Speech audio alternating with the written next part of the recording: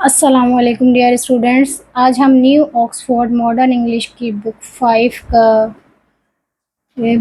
की एक पोएम पढ़ेंगे जो कि है stopping by woods on a snowy evening.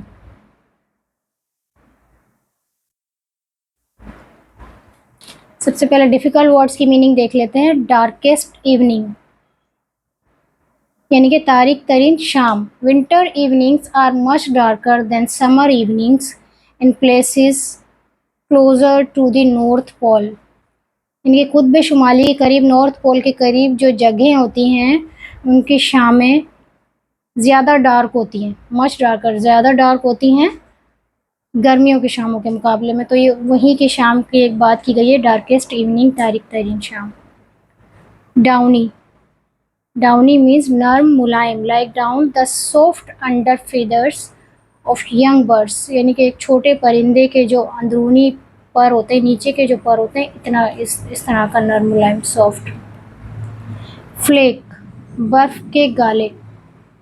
Small pieces of snowflakes, यानी कि बर्फ के छोटे छोटे पीसेस जो होते हैं, बर्फ के गाले जो होते हैं, जो बर्फबारी होती है तो हल्की हल्की बर्फ जो होती है, नर्म बर्फ। हार्नेस, घोड़े की जीन, यानी कि जो घोड़े की लगामें होती हैं। The leather straps and belts use to control a horse, यानी घोड़े को कंट्रोल करने के लिए जो बेल्ट यूज़ किया जाता है, चमड़े का जो पट्टा होता है, उसे हार्नेस कहते हैं। Whose woods these are? I think I know. Woods यहाँ पर कहेंगे जंगलात को। Whose woods, किसके जंगलात हैं ये, मैं समझता हूँ, मैं जानता हूँ। His house is in the village though, गर्चे उसका घर गाँव में है। He will not see me stopping here, वो मुझे यहाँ रुकता हुआ नहीं देख पाएगा। To watch his woods fill up with snow, उसके जंगलात को बर्फ से भरते हुए देखना। My little horse must think it queer, मेरा छोटा घोड़ा ज़रूर सोच रहा होगा कि कितना अजीब है। To stop without a farmhouse near, यानी करीब में बिना किसी फार्म हाउस के रुकना, यानी कि बिना किसी फार्म हाउस, यानी कि कोई फार्म हाउस यहाँ पर नहीं है तो यहाँ पर क्यों रुके हम। Between the woods and frozen lake, जंगलात और जमी हुई झील के दरमियान।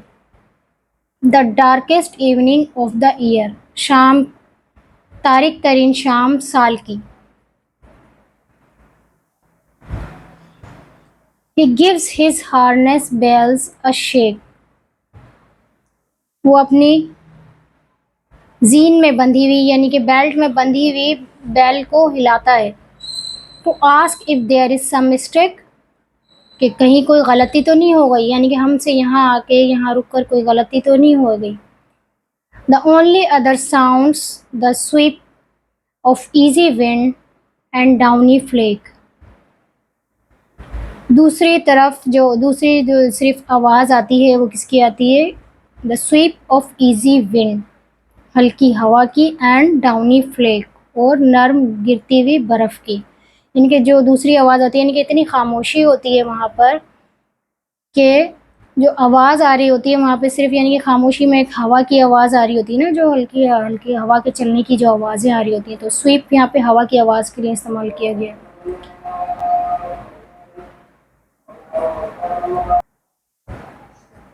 The woods are lovely dark and deep, जंगलात जो हैं वो खूबसूरत, तारीक और गहरे हैं। But I have promises to keep, लेकिन मुझे वादा निभाना है।